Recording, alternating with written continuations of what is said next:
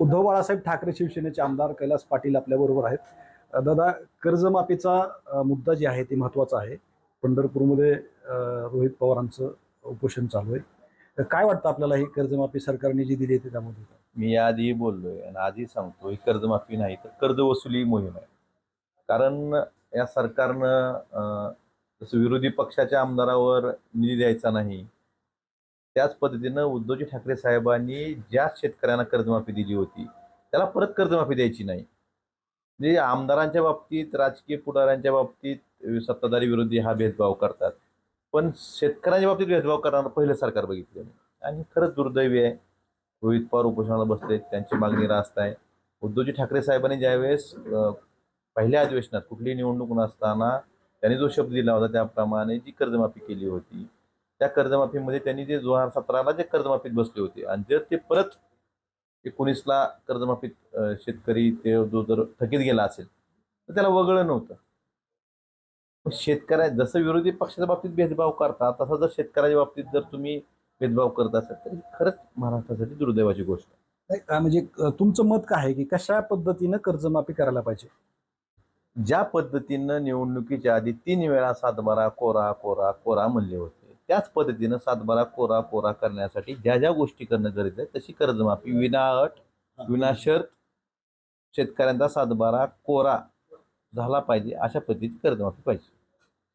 दुसरं महत्त्वाचं म्हणजे त्या दिवशी दानवे साहेब आले होते आणि ते मराठवाड्याचा दौरा करतायत. महत्त्वाचं ऑपरेशन टायगर. पण त्या दिवशी स्वतः खुद्द दानवे साहेबांनी कबुली दिली आहे की आमच्यातली काही लोक संपर्कात आहेत आणि आम्हाला सुद्धा ते आता कबूल करावं लागेल.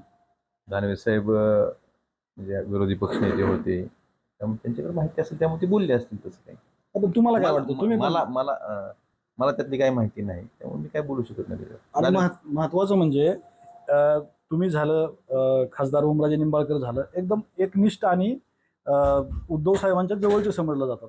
पण अलीकडच्या काळामध्ये ओमराजेंचं नाव सुद्धा कंटिन्युअली येत आहे की बाबा हे पण शिवसेनेत जात आहेत. काय वाटतं आपल्याला? मला तरी वाटत नाही चर्चा ह्या अफवा किंवा चर्चा गेल्या अनेक महिन्यापासून आहेत ऑपरेशन टायगरच्या बाबतीत. म्हणजे बऱ्याचदा उघड झालेले आहेत, बऱ्याचदा म्हणजे आपल्या माध्यमाच्या माध्यमातूनही बऱ्याचदा बघायला मिळालेत. पण असं काही होणार नाही असं मला वाटतं. 7 खासदार जाणार आहेत असं होणार नाही असं मला वाटतं. बरं, मला तरी वाटतं असं होणार नाही. मग दादा उपस्थित नव्हते, 2-3 बैठका झाल्या असं. एकच बैठक होती ना, आणि त्या दिवशीच्या बैठकीला त्यांचा लहान मुलगा आजारी होता, त्यामुळं ते उपस्थित नव्हते त्यांनी सांगितलेलं होतं. बरं, पण ह्याच्यात काय तथ्य नाही. मला तरी वाटतं ह्यात काही तथ्य नाही, असं काही होणार नाही. पण वारंवार चर्चा का होत? तोच प्रश्न आहे मला पडलेला आहे की वारंवार चर्चा का होतात.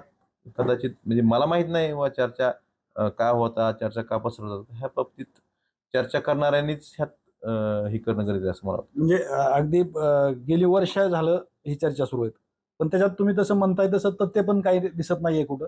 नुसतं चर्चाच होतात हे पण तुमचं खरं आहे नेमकं. मग तेच म्हणतोय मी, चर्चा का होतात हेही मला माहित नाही आणि असं काही होणार नाही असा विश्वास मला आहे. आदित्य ठाकरे जे शिवसेनेचे नेते आहेत तुमचे, त्यांचा वाढदिवस होता वाटतं का? तर त्यांना पण शुभेच्छा दादाकडून गेले नाहीत अशी पण माहिती मिळते.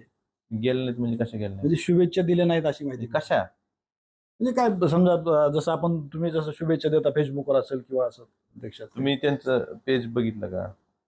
चर्चा ऐकायला भेटला की नाही बघितलं? बघा आणि मग आपण हा प्रश्न विचारू. एकंदरीतच असं जरी चर्चा असल्या तरी असं कुठलंही काही घडलेलं नाही असं आमदार कैलास पाटील यांचं म्हणणं आहे. श्रीराम क्षीरसागर, TV9 मराठी, धाराशिव.